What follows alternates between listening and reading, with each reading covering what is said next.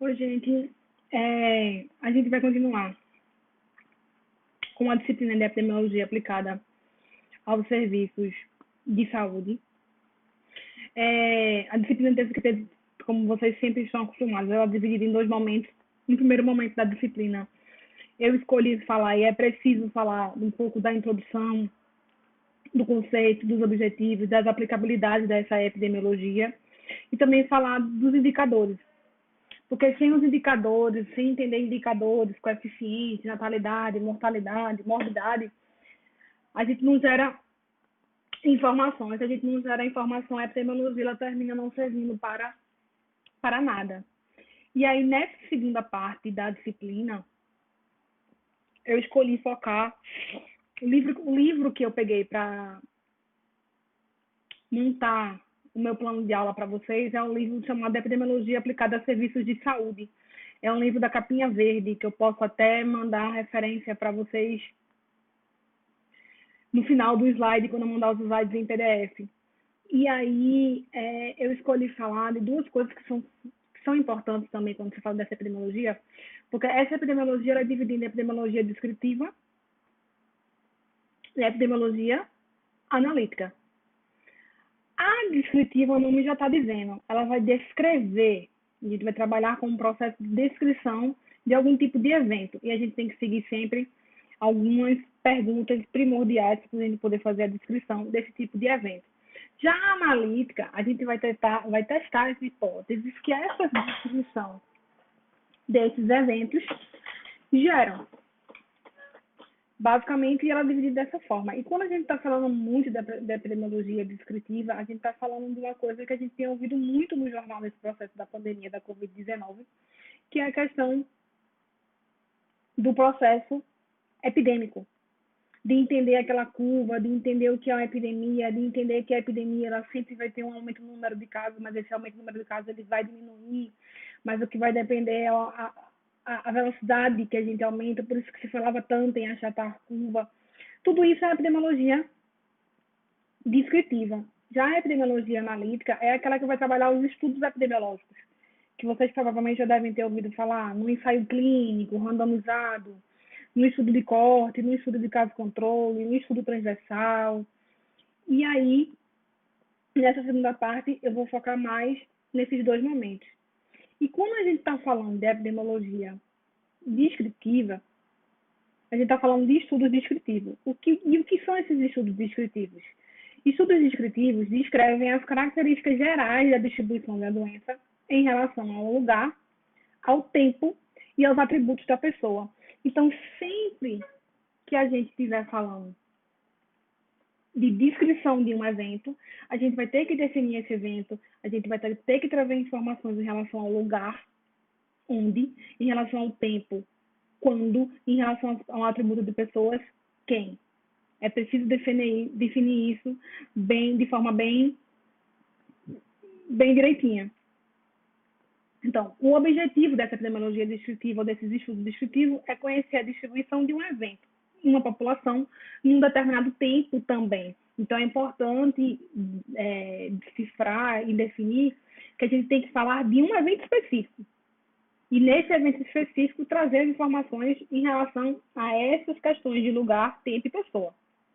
E essa descritiva, como a gente já está dizendo, ela só faz descrever de forma quantitativa, então ela não analisa, ela gera hipóteses. E essas hipóteses devem ser testadas nos seus estudos analíticos. E elas geram hipóteses sobre o quê? Sobre determinantes de doença. A gente falou lá na outra aula que o conceito ampliado de saúde, que é o conceito ampliado de saúde e doença, está relacionado diretamente a entender fatores determinantes e condicionantes. Então, quando a gente traz uma epidemiologia descritiva, quando a gente traz um estudo descritivo, a gente tem que gerar hipóteses sobre esses determinantes de doença. E quando a gente entende esses determinantes de doença, a gente pode testar essas relações com os estudos analíticos, como, por exemplo, existe o estudo de coorte para ver o impacto do Zika vírus nas mulheres que tiveram crianças com microcefalia, por exemplo. A gente acha que existe uma relação entre. A gente entendeu que, estudando um diagrama de controle, tendo um diagrama de controle do número de casos, percebemos que aumentou-se o número de casos de microcefalia Na mesma época que aumentou o número de casos de Zika vírus, a gente gera uma hipótese de que tem uma relação. Mas para a gente entender se realmente essa relação tem um fator adoecedor ou um fator de proteção, a gente tem que fazer um estudo analítico. Então, a diferença basicamente é essa. Então, essa epidemiologia descritiva, ela é um processo descritivo, de descrição. Ela é um processo quantitativo, porque a gente vai trazer dados, e esses dados devem gerar informação. Por isso, os indicadores são tão importantes também quando a gente está falando de estudos descritivos, que a gente discutiu na outra aula, os indicadores de natalidade, mortalidade e morbidade. Ela tem que trazer uma discussão relacionada a tempo, pessoa e lugar. Ela é observacional, porque a gente só está observando, mas não está testando hipóteses. E ela gera hipóteses. E essas hipóteses, como já foi dito, elas devem ser testadas nos estudos analíticos, onde estão os tão famosos estudos epidemiológicos, que a gente encontra nos livros de epidemiologia. Na prática, nos serviços de saúde mesmo, é muito mais difícil a gente entrar nessa discussão no nosso dia a dia, como gestor, como sanitarista, desses estudos analíticos. A gente consegue fazer mais uma série de casos, um relato de casos, mas no estudo mesmo, de coorte, caso controle, isso fica mais para a parte da academia. Mas, se a gente não tiver essa questão da descrição, a academia não tem nada. Então, uma coisa depende da outra. E se a academia não fazer essas testagens das hipóteses, na prática a gente não consegue fazer planejamento nem mudança efetiva de nada. Então, um depende do outro.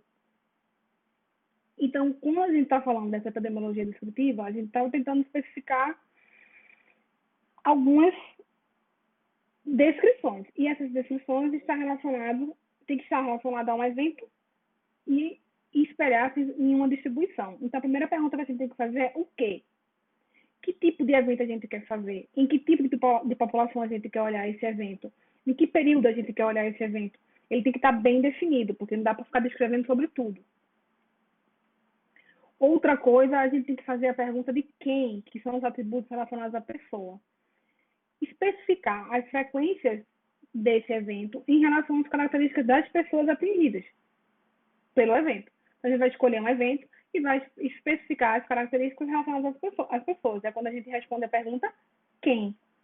Quando a gente está falando da pergunta onde, a gente vai trazer as características dos lugares, do ambiente em que está acontecendo esse evento nessa população. Quando a gente está falando quando, a gente está trazendo as características do tempo, onde se deu esse tempo. E aí a gente tem alguns termos para a gente caracterizar, quando a gente está falando de onde, a gente tem alguns termos para a gente caracterizar a epidemiologia descritiva quando a gente está falando de quando, tá? Então a gente vai falar sobre eles e a gente também pode até perguntar como esses eventos variam na população, que é quando a gente começa a gerar essas hipóteses, certo? Então, sempre lembrando, quem, onde, quando, pessoa, tempo e lugar. Quando a gente está falando de pessoa, a gente está querendo falar sobre o quê? Quem está adquirindo essa doença. Então, a gente vai trazer as evidências sobre o padrão e possível etiologia da doença. Certo? Então, que características a gente poderia falar sobre pessoas? Que características seriam importantes? Que características seriam importantes se vocês estivessem definindo um processo de fazendo um estudo descritivo no trabalho de vocês para entender algum tipo de epidemia que está acontecendo no município de vocês? Então, vocês teriam que trazer informações sobre a idade, se existe alguma relação, se essa doença acomete mais pessoas mais velhas ou pessoas mais novas, se acomete mais crianças, idosos, porque a gente sabe que algumas doenças como hipertensão acometem mais idosos. Doenças infectoparasitárias acometem mais crianças, por exemplo. Se está relacionado ao sexo, se é a doença do sexo masculino, se é a doença do sexo feminino. Lógico, algumas doenças a gente sabe que as características são específicas do sexo, como, por exemplo, câncer de próstata. Só tem câncer de próstata quem é homem. Mas, por exemplo, o câncer de mama pode ter homem e mulher. Então, a gente tem que trazer essas características. No grupo étnico, se existe algum tipo de correlação ou possível correlação entre uma determinada etnia e uma determinada incidência maior do número de casos daquela doença, como, por exemplo, a anemia falciforme, que era a população negra. Se alguma prática na sua religião traz alguma possível possibilidade de você ser mais acometido ou não pelaquela doença, a sua ocupação, muitas doenças estão relacionadas à ocupação e muitas doenças, as pessoas de determinada ocupação, por exemplo, quem trabalha em mina, tem silicose, você não tem como correr. É tipo uma causa, é necessária para o trabalho terminar tendo aquela doença. Então, quem trabalha muito essa questão da ocupação seria a vigilância do trabalhador. Então, para eles é muito importante a gente ter essa epidemiologia descritiva também. Então, ela termina sendo importante para todos os setores de um serviço de saúde. A condição socioeconômica, já que a gente está sempre falando dessa questão de entender um conceito ampliado de saúde, uma determinação social, de fatores determinantes e condicionantes, e até mesmo o estado civil. Exemplo, doenças infecções sexualmente transmissíveis. Quem está solteiro pode ser que tenha a maior probabilidade de ter uma maior diversidade de infecções sexualmente transmissíveis, já que pode ter vários parceiros, por exemplo. E quem é casado pode ser que tenha menos. Ou pode ser o contrário. Tudo isso são hipóteses. Mas para poder ter essas hipóteses, a hipótese, a gente precisa trazer essas descrições. Um exemplo clássico que a gente tem em relação a isso foi uma pesquisa de Goldberg que, lembre-se que quando a gente está falando de tempo, lá atrás, hoje pode ser a coisa mais simples do mundo. Como o que John Snow fez, pode ser uma coisa que, tipo, claro que é assim, mas naquela época não. Então, um exemplo clássico foi a investigação de Pellagra. O que ele fez? As pessoas estavam internadas no asilo e outras em enfermarias. Só que essas pessoas, todas elas compartilhavam o mesmo ambiente. Não existia umas no asilo e as outras na enfermaria. Não existia nenhuma característica que isolasse essas pessoas. Elas compartilhavam o mesmo ambiente, a mesma sala, a mesma cozinha. Como era a enfermaria de asilos, dorme mais de uma pessoa no mesmo quarto, então utilizam os mesmos equipamentos. Então, a única coisa que eles tinham de diferente era a dieta, o tipo de comida. Quem comia no asilo tinha um tipo de dieta, quem comia nas enfermarias tinha outro tipo de dieta. E aí tirou-se essa ideia, formulou-se outra hipótese, que era pouco provável dessa doença pelágia ser transmitida por um processo infeccioso, infecto-contagioso. E sim, está relacionado a algum fator da dieta, já que era a única coisa que era diferente. E aí foi gerada essa hipótese e, como estudo analítico, demonstrou-se, comprovou-se que a pellagra estava relacionada a uma deficiência de ácido nicotínico que faz parte da vitamina do complexo B. Então, ele observou, descreveu, e dessa observação descritiva, ele formulou essa hipótese. Hoje pode ser a coisa mais simples do mundo, mas na época não era. Então, por isso que termina sempre sendo um exemplo clássico. Quando a gente está falando de lugar, que a gente vai responder a pergunta quando, não, quando não, a pergunta onde, na verdade, parece ser um roteiro simples, minha gente, mas se a gente não colocar isso na cabeça, a gente termina fazendo um diagnóstico situacional, não tão de tanta qualidade. Então, quando a gente está falando de lugar, a gente quer entender onde as taxas de doença são maiores ou menores. Então, sugere uma etiologia, a gente vai comparar diferenças em fatores de risco, se a dieta, se tem um estilo de vida diferente, se a genética influencia entre os lugares com menor ou menor taxa da incidência, que quando a gente está falando de incidência, a gente está falando do número de casos daquela doença, né? Então, que fatores poderiam estar relacionados ao lugar, se a gente for fazer uma descrição? O clima, a vegetação, o relevo, a hidrografia, a urbanização, a poluição, a economia. Tem gente que na parte sul do Brasil o clima é mais frio, então provavelmente deveria ter mais doenças respiratórias. A gente que tem aqui em Pernambuco, na da Mata Norte, a nossa vegetação basicamente é plantação de cana-de-açúcar. Na época da queimada, aumenta o número de casos de crises respiratórias e doenças respiratórias, que provavelmente está relacionado ao lugar pela atividade econômica e pela queimada da cana-de-açúcar. Ter acesso a uma água, urbanização desorganizada, a gente sabe que doenças infecto-contagiosas e doenças infecto-parasitárias têm um índice muito maior nas comunidades que tem um crescimento e não tem uma organização de saneamento básico do que na parte da cidade que tem um saneamento básico muito mais organizado. Doenças relacionadas à poluição, a economia, a unidade de saúde, lógico, uma região que tem um maior número de unidades de saúde, ela tem muito mais, deveria, pelo menos na prática, na teoria, né, ter muito mais cobertura. Na prática pode ser outra coisa. Então, se ela tem muito mais cobertura, naquele lugar o acometimento de determinadas doenças ou agravos deveria ser menor. Mas será que é? Imagina, a gente está num local que tem 100% de cobertura da atenção básica, mas tem um número gigante de tuberculose. Será que essa atenção básica, a hipótese seria, será que essa atenção básica realmente está sendo resolutiva? O que é que está faltando nessa atenção básica para acompanhar esse número de casos de tuberculose? Entendeu? Por isso que é importante. E outro fator que pode estar relacionado ao lugar também seriam as condições socioeconômicas, que, mais uma vez, está relacionada a essa questão da gente entender saúde como um conceito ampliado de determinação social, condições de vida e de trabalho.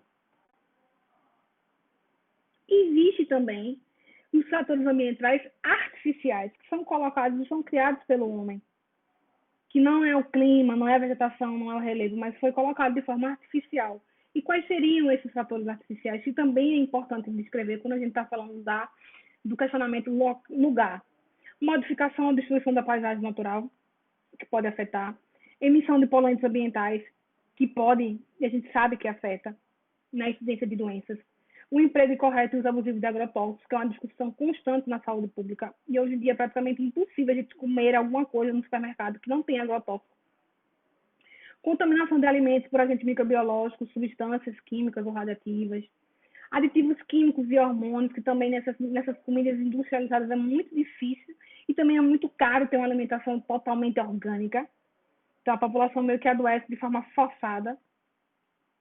Uma restrita quantidade e diversidade dos alimentos disponíveis, o tipo de habitação que a pessoa mora, a organização do espaço urbano, inclusive a questão de segurança, condições adversas de transporte. Nessa pandemia da Covid-19, uma coisa que a gente tem muito receio na reabertura do comércio é a questão do transporte. Você vê no jornal o tempo todo os ônibus lotados, o povo andando em pé, um agarrado no outro. Então, será que só a máscara vai ser suficiente nessa questão? Com certeza não. Por isso, o tanto cuidado em achar que pode ser que volte e aumente o número de casos. A gente tem uma segunda onda da pandemia, né? E condições adversas em locais de trabalho, que também está muito relacionado à vigilância e saúde do trabalhador. Essa epidemiologia descritiva para a vigilância e saúde do trabalhador é super importante, porque é entendendo os fatores determinantes e condicionantes no local de trabalho, que a vigilância em saúde do trabalhador ela vai trabalhar em cima desses fatores, seja com intervenções, seja com educação em saúde, seja com promoção, com prevenção, com assistência em si. Mas é importante para ela conhecer, e para ela conhecer ela precisa da epidemiologia descritiva. Em relação a conceitos, quando a gente está falando de local, dois conceitos são importantes. Esses termos, autóctone e alóctone. Vou dar um exemplo, já que a pandemia é uma coisa tão atual. O primeiro caso de Covid-19 no Brasil foi um caso alóctone. Foi um caso importado, foi um cara da classe média mais alta que viajou para a Europa, estava na Itália, pegou o vírus lá e trouxe para cá. Então, foi um caso alóctone, foi um caso importado, isolado. A transmissão ocorreu em outra localidade e veio para cá. Já quando a gente passou a ter transmissão local e transmissão comunitária, os casos passaram a ser autóctones. Era originário no local onde ocorria a própria transmissão, porque o vírus passou a circular dentro do próprio Brasil. Então, quando se fala de local, a gente traz essas duas definições, esses dois conceitos. Outro exemplo também, a malária é uma doença muito comum no norte do Brasil. Mas, se está acontecendo no estado de São Paulo, a gente pode considerar um caso alóctone, que foi importado de alguém que viajou para lá e trouxe para São Paulo. Não necessariamente para ser um caso alóctone tem que ir de um país para outro. Mas dentro da própria região geográfica, a gente pode ter esses tipos de casos, tá? Então, são duas definições importantes quando a gente está falando de local, que provavelmente em qualquer tipo de estudo descritivo vocês vão ver ou ler esses termos. Um exemplo de descrição relacionada ao local, longevidade. A gente sabe que na região sul e sudeste do Brasil existe melhor uma condição econômica e a população vive muito melhor.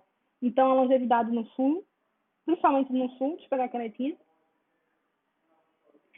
principalmente no sul, ela é muito maior do que no Nordeste, que historicamente é uma região pobre, sem investimento e que a população sofre desde sempre.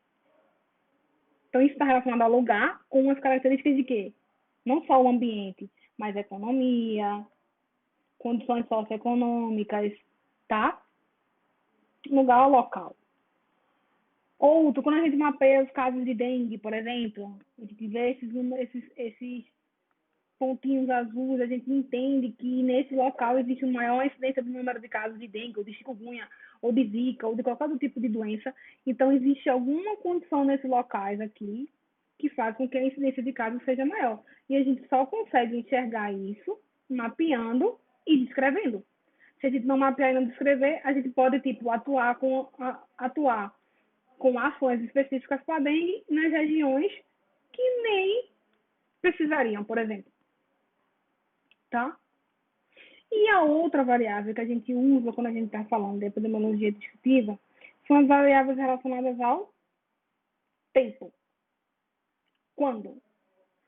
Então, a gente quer entender como essas doenças variam no tempo, doenças logo graves. Então, a gente pode estar falando de questão de horas, se a gente falasse de surtos de epidemias com foco comum, como infecções alimentares. A gente pode estar falando de dias, doenças infecciosas que têm uma alta transmissibilidade, por exemplo. A gente pode estar falando de meses, existem variações cíclicas que são mensais e muitas vezes relacionadas à sazonalidade. E a gente pode estar falando de anos. Quando a gente faz um estudo epidemiológico descritivo, o ideal é que a gente faça uma tendência, que é analisar esses casos no maior número de anos possível, pelo menos 10 anos. Porque a gente consegue ter realmente uma inferência melhor sobre aquela hipótese e acompanhar melhor um diagrama de controle daquela doença e prever melhor se a gente pode ter um surto ou uma epidemia ou não daquela doença. Porque a gente consegue enxergar melhor a faixa endêmica dessa doença. Então, os conceitos a gente teria em relação a tempo. As variações elas podem ser regulares ou irregulares, ou seja, elas podem ser cíclicas ou atípicas. Quando a gente está falando de variações irregulares, são quando acontecem surtos, epidemias, pandemias, são uma variação no tempo que a gente não esperava. O número de casos aumentou de uma forma que a gente não previa. Já uma variação regular, uma variação cíclica, é aquela variação que ela já tem uma característica que a gente espera que ela vai acontecer. Tem a tendência, que a gente entender essa doença no maior número de tempo possível, principalmente no mínimo 10 anos. Existem variações que elas são sazonais, que são aquelas variações que estão relacionadas às estações do ano, por exemplo. A gente sabe que no inverno aumentou o número de casos de dengue. Aí agora está tudo misturado nas emergências. Não sabe se é Covid, não sabe se é dengue, não sabe se é chikungunya, não sabe se é zika. E tem variações cíclicas em intervalos de tempos recorrentes, que não necessariamente estão relacionadas à estação do ano. Mas de 3 em 3 anos aquela doença acontece. De mês em mês aquela doença acontece. Muitas vezes pode estar relacionado com o ciclo reprodutor do vetor da doença, por exemplo. Tá? Então, quando está falando de tempo, entender que são variações regulares e irregulares. Aqui um exemplo, se a gente for olhar uma tendência da mortalidade infantil por diarreia no Brasil, ou na taxa de mortalidade por diarreia no Brasil, a gente vê que a tendência é de diminuir. Então, quer dizer que as atividades e as ações foram bem planejadas e foram efetivas na diminuição dessa mortalidade por diarreia, que é uma doença infecto-contagiosa que ninguém deveria estar morrendo por isso mais, né? Já é uma doença que tem uma variação sazonal, a gente vê que o número de aumento dos casos, aqui no caso a influenza, sempre acontece no período do ano, que é o inverno, que é quando a gente está esperando a gripe, por exemplo. Já é uma variação cíclica, a gente vê que de tempos em tempos a gente tem os picos da doença. Então a gente sempre espera que aqui é o sarampo, ele pode estar lá silencioso, mas vai ter um pico, depois vai ter um pico, e por aí vai. Isso são variações com características cíclicas recorrentes. E quando a gente fala de epidemiologia descritiva, a gente sempre fala muito da curva, essa famosa curva que a gente vê o tempo todo no jornal, desde março. Então, essa curva, ela existe para a gente entender e prever como a doença vai se comportar. E ela traz algumas características. Primeiro, a gente sempre está relacionado em relação ao tempo. E a gente traz os dados de incidência, que são novos casos. Vai sempre existir um limiar epidêmico, que seria o limite superior, e sempre um limite inferior. Na outra imagem também eu mostro para vocês isso melhor. Entre esse limiar epidêmico e o limite inferior, vai existir uma faixa endêmica, um nível endêmico. Então, a gente espera que o número de casos sempre ocorra dentro dessas faixas, às vezes mais, às vezes menos, às vezes mais, às vezes menos. Mas, quando a gente tem se a gente não tivesse essa descrição, a gente não conseguiria prever, por exemplo, uma epidemia, que é quando a gente tem essa curva que aumenta o número de casos, depois diminui. Isso é uma característica de uma epidemia. Ela sempre vai ter uma progressão, mas ela sempre vai regredir. Ela vai chegar na sua incidência máxima e vai regredir. O que vai definir ou diferenciar uma da outra é o tempo com que essa curva vai crescer, a inclinação com que essa curva vai crescer. Então, isso é um gráfico característico de um diagrama de controle, que a gente vê tanto. A gente não vê o diagrama de controle na televisão, mas eles usam o diagrama de controle para prever o número de casos e para a gente ver e identificar que foi um caso de epidemia com esses números de casos exacerbados, que chegou a ser uma pandemia de síndromes respiratórias agudas graves. Então, a gente pode tratar 3 termos, 4 na verdade: endemia, epidemia, pandemia e surto. Quando a gente está falando de endemia, a gente está falando de uma incidência relativamente constante. O termo-chave é constante. Se eu estou falando de incidência, vocês já entendem que quando a gente está falando de incidência, a gente está falando de novos casos. Então, a gente espera que novos casos sejam relativamente constantes. Então, aquela doença é uma doença endêmica, mas pode ser com variações cíclicas ou variações sazonais. Isso pode acontecer, mas sempre vai estar naquela média, naquela faixa endêmica. É previsto que aconteça. Quando a gente está falando já de epidemia, existe um excesso de casos fora do previsto, fora daquela faixa que a gente previa, em um determinado tempo, em uma determinada área e com um grupo específico de pessoas. Então, é muito importante essa epidemiologia descritiva, é muito importante saber construir um diagrama de controle, é muito importante saber interpretar um diagrama de controle, porque nele a gente consegue identificar esses picos, como já falei na outra vez, essa questão de quando a gente identificou a número exacerbado de microcefalia, que foi na mesma época que aumentou também o número de casos de Zika vírus, tá? E essa epidemia, a gente traz o conceito de classificação. Ela pode ser classificada como a origem ou como a duração. Como a origem, ela pode ser de fonte comum persistente e fonte propagada. Fonte comum é que todo mundo foi exposto a uma mesma fonte.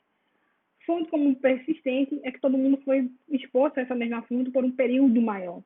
E uma fonte propagada é que foi uma pessoa foi exposta àquela fonte e aí ela saiu propagando a doença. Foi uma doença infecto-contagiosa. Já em relação à duração, ela pode ser explosiva ou lenta. E isso está relacionado com o aumento da curva. A curva pode aumentar de forma explosiva muito rápido, tem uma inclinação, ou a curva pode aumentar de forma lenta, tem uma inclinação menor. Isso é como a gente caracteriza as epidemias em relação à duração. E uma epidemia pode chegar a uma pandemia, que é quando a gente tem uma disseminação em uma ampla área geográfica, normalmente a gente fala no mundo, né? Foi o caso da Covid-19, já tivemos pandemia de cólera, já tivemos pandemia de gripe, e o caso mais recente é a Covid-19, que são as síndromes respiratórias agudas, a síndrome respiratória aguda grave, né? Pelo SARS-CoV-2. Qual é a principal característica dela ser uma pandemia? Um aumento exacerbado do número de casos em várias áreas geográficas no mundo todo. Todos os continentes sofreram com isso. E tem também o surto. Quando a gente está falando de surto, a gente está falando de um número menor de casos, e esse número menor de casos está num tempo e no espaço, num grupo específico de pessoas bem delimitado. Então, a ocorrência de número de casos de algum tipo de doença ou agravo, mas a gente tem um grupo bem específico, num local bem específico, num momento bem específico. É um surto, certo? Então, a gente trabalha com conceitos como endemia, epidemia, pandemia e surto, mas para a gente entender esses conceitos, a gente só consegue entender se a gente entender também do processo epidêmico e do diagrama de controle de casos. Aqui é outro exemplo do diagrama de controle, e aí ele traz o limite superior, o limite inferior, a média, mediana de casos aqui no meio. Essa partezinha aqui é a faixa endêmica. E você vai monitorando o número de casos. Então, você espera que esse número de casos ocorra aqui dentro. Mas existem momentos que não.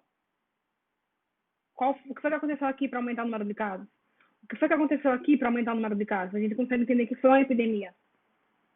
Mas como toda epidemia, ela sempre aumenta o número de casos, chega na incidência máxima e volta ao normal. Tá? Outro exemplo aqui de uma doença de poliomielite, que aqui estava num processo endêmico, aqui houve um processo epidêmico. Para a gente conter essa epidemia, iniciou-se um novo processo de rotina de vacinação, a doença voltou a cair e hoje não temos nem casos de poliomielite. Certo? Tudo isso a gente só consegue entender com a epidemiologia descritiva, diagrama de contorno. Aqui no ano 2000, a influenza foi a pandemia, certo? Vários países foram acometidos. E aí, normalmente, a OMS que decreta se é uma pandemia ou não. E aqui, ó, os tipos de epidemias pelas suas classificações. Uma epidemia pontual, ponto comum pontual. Teve aquela exposição, número de casos, todo mundo junto de uma vez. Uma fonte persistente. Teve aquela exposição ao mesmo tipo de fonte, mas por um período maior de tempo. A fonte pode até ser intermitente. Foi no momento, é uma fonte comum, mas foi no momento, depois parou, mas depois foi exposto de novo aquela fonte, depois foi exposto de novo aquela fonte. Ou pode ser propagada. Pegou e saiu propagando. Mais num canto, mais no outro, mais no canto, mais no outro. Isso está muito relacionado à transmissão comunitária, quando a gente perde o controle de onde está acontecendo os casos e de quem está passando um caso para outro. Tá? E aí, a segunda parte seria falar um pouco dessa questão dos estudos epidemiológicos, porque a descritiva gera as hipóteses e os estudos epidemiológicos ou a epidemiologia analítica vai fazer a testagem dessas hipóteses. Esses estudos eles são divididos em observacionais e experimentais. Esses experimentais são os clássicos, o clássico, que é o padrão ouro de tudo, é o ensaio clínico randomizado, que é muito usado na indústria farmacêutica, que é aquele do placebo, que a gente faz a gente não sabe quem é que vai receber o placebo, quem é que vai receber realmente o medicamento. A randomização ela é feita pelo computador, você não escolhe quem é que vai receber, quem não vai receber, tá? Pode ser feito direto.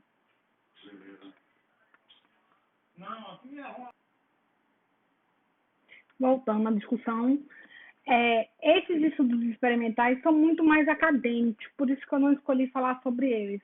Para a gente é mais interessante falar dos observacionais e dos analíticos, que são o transversal, o caso controle, o coorte e o ecológico. Vamos falar sobre eles, mas antes de falar sobre eles, é importante entender que esses estudos eles podem ser retrospectivos ou prospectivos. O nome já diz, prospectiva é quando a gente está indo do presente para o futuro. Não é o exemplo clássico do tipo de estudo do caso do coorte, que a gente acompanha aquelas pessoas, aquela moça durante um período. Se é o retrospectivo, a gente vem do presente para o passado. É o exemplo clássico do caso controle, que a gente vai ver o contrário. A gente já pega pessoas doentes e quer ver se aquelas pessoas foram expostas ao tipo de causa da hipótese que a gente está gerando no passado.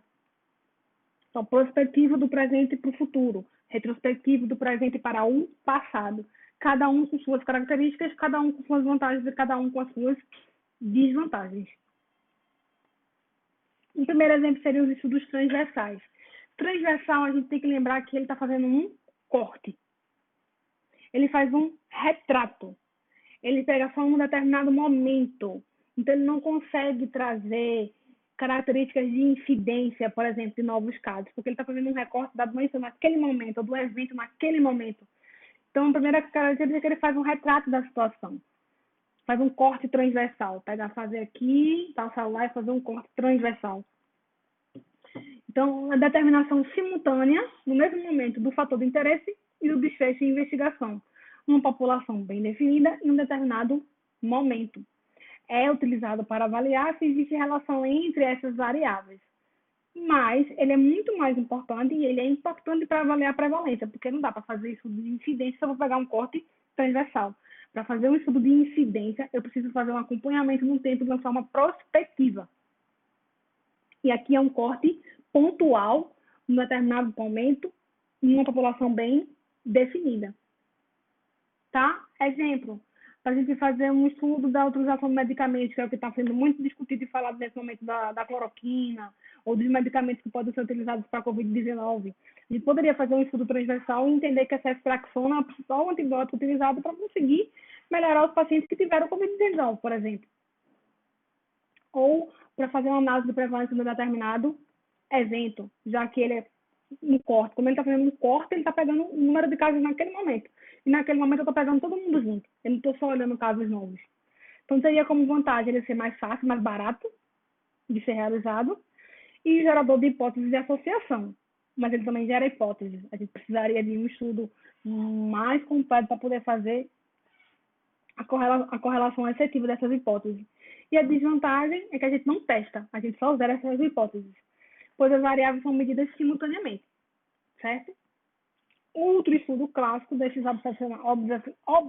observacionais analíticos seria o estudo de coorte, que é um estudo que a gente chama de um estudo longitudinal, ou seja, ele é um estudo prospectivo, também conhecido como um estudo de segmento ou follow-up, do inglês que é acompanhar, porque a gente acompanha aquela amostra durante um período de tempo. A gente vai querer um desfecho, vai acompanhar aquela amostra e vai trazer possíveis causas que podem chegar àquele desfecho. E no final, a gente vê de quem foi exposto, quem não foi exposto, quem ficou doente e quem não ficou doente. Quando a gente também trabalha com esses estudos, a gente trabalha com uma tabelinha que eu vou mostrar para vocês já já. Então, parte de grupos com ou sem fator de exposição e que ainda não desenvolveram desfecho. A gente quer acompanhar se esse desfecho vai ser desenvolvido e se isso, as causas que a gente está achando que pode causar esses desfechos acomete ou não aquela amostra. Eles são seguidos de forma longitudinal e observa quem desenvolve ou não o desfecho. Então, a gente pega expostos, não expostos, doentes, não doentes. Dos expostos ficaram doentes, não doentes. Dos não expostos ficaram doentes, não doentes.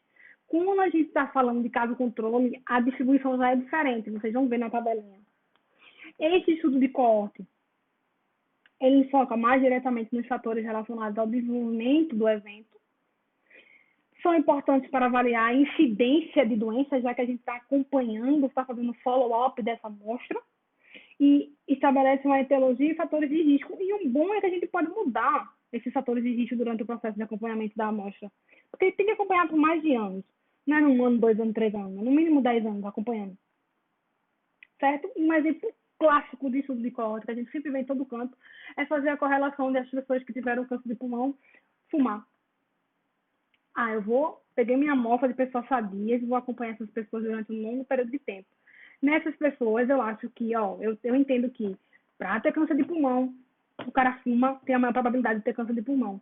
Então, daí, eu vou acompanhar no longo período do tempo. Daí, eu vou trazer a minha ideia de risco relativo e de risco atribuível.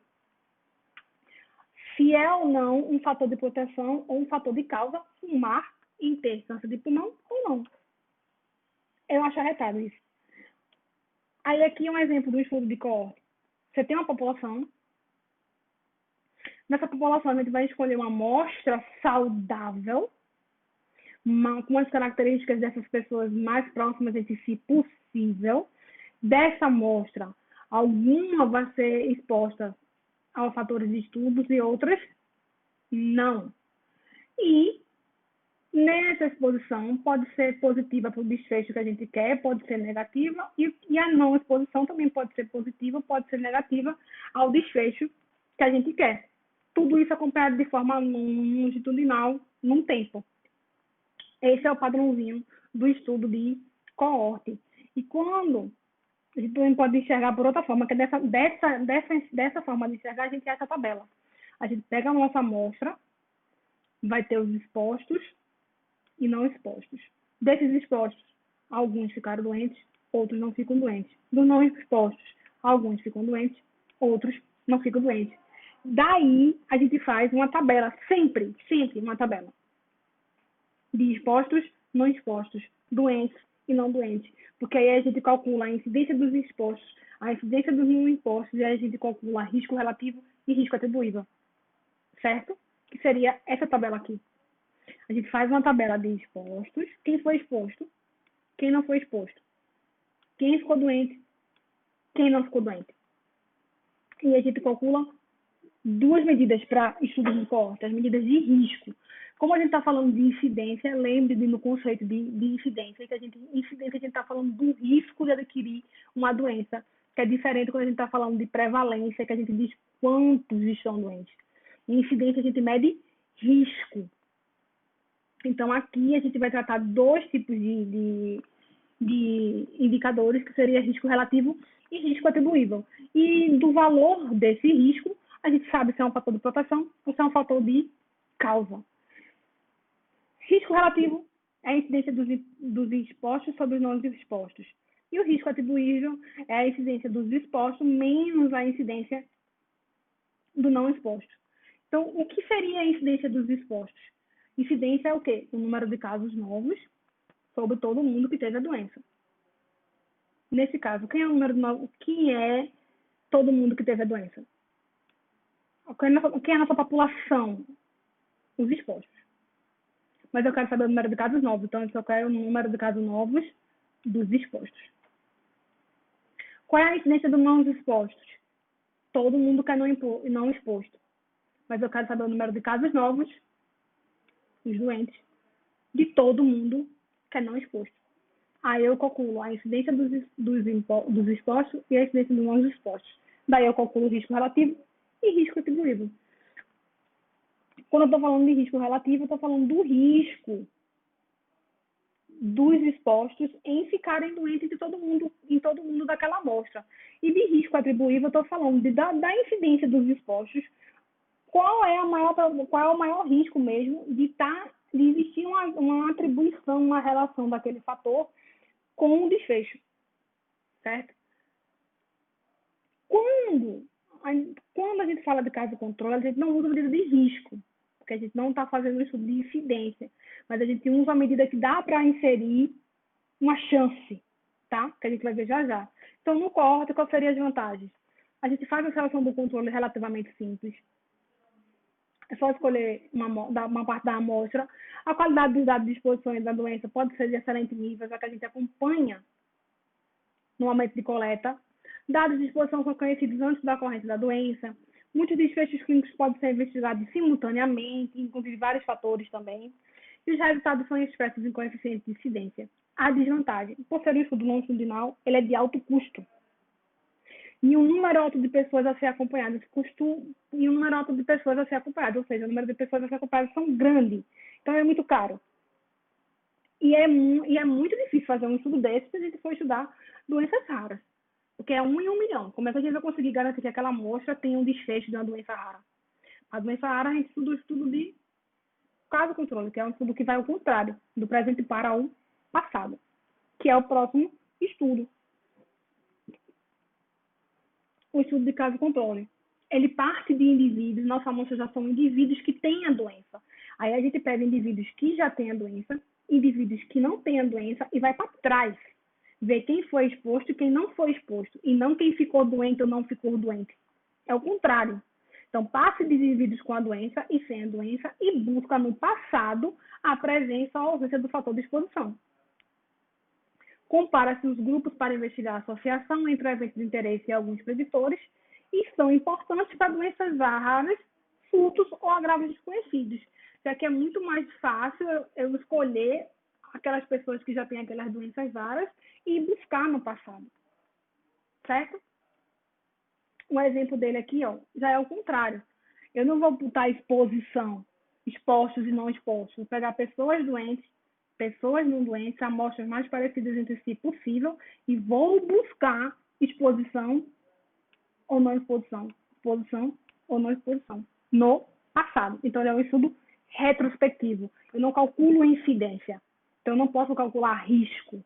A medida que eu uso para um caso controle, a gente chama de odds ratio. Odds é chance em inglês. Então, existe uma chance de adquirir a doença, uma chance do risco, uma chance daquele fator estar relacionado.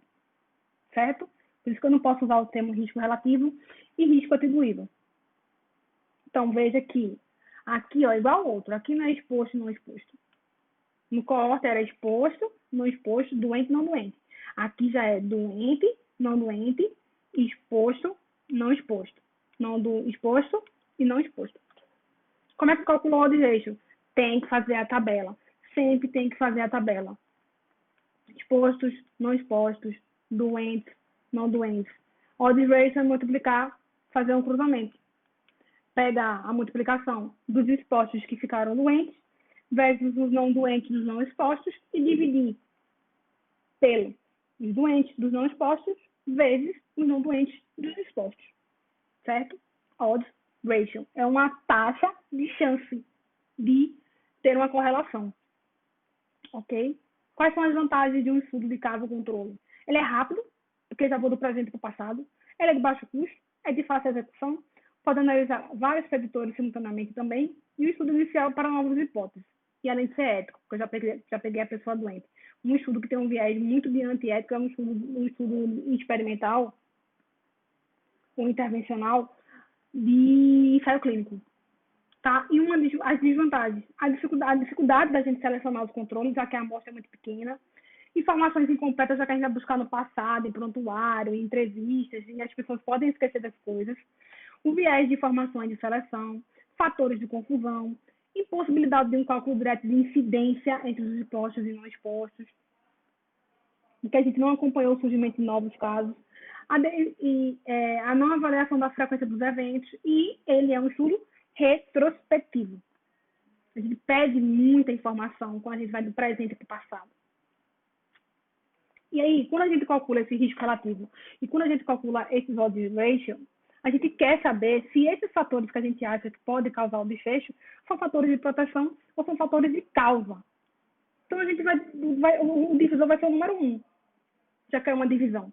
Se for 1, esses fatores que a gente acha que podem causar o desfecho não teve influência nenhuma. Se for um fator, se essa divisão der abaixo de 1, é porque a minha incidência do exposto foi muito menor do que a incidência dos não expostos. O número de casos nos expostos foi menor do que o número de casos nos não expostos àquele fator. Então, ele é um fator de proteção. Já se é maior de 1, é porque a divisão foi um número maior que 1. E para essa divisão ser um número maior que 1, a incidência dos expostos tem que ser muito maior do que a incidência dos não expostos. O número de doentes é muito maior aquela exposição do que não os doentes. Então, seria já um fator de causa. Então, a gente sempre faz essa discussão. Se a divisão for 1, não tem influência. Se for menor que 1, é um fator de proteção. Se for maior que 1, é um fator de causa. E dessa tabela, a gente também pode tirar outros tipos de taxas. A gente pode calcular, como a gente já falou, o risco relativo, o risco atribuído, o odds ratio, pode calcular a taxa de ataque dos expostos, pode calcular a taxa de ataque dos não expostos, quer saber quanto foi dos doentes dos que ficaram expostos, quanto foram dos doentes dos que não expostos, tá? Essa tabela é clássica e todo mundo que trabalha com estudos epidemiológicos tem que se lembrar de construí-la e tem que saber como construí-la. E o último estudo observacional analítico seria o estudo ecológico, que aí é um estudo característico de trabalhar uma população, um grupo, uma comunidade. Uma determinada, então, eles são estudos em que a unidade de análise não é um indivíduo, mas é uma população, ou um grupo de pessoas que geralmente pertencem a uma área geográfica definida, pode ser uma cidade, um estado ou um país.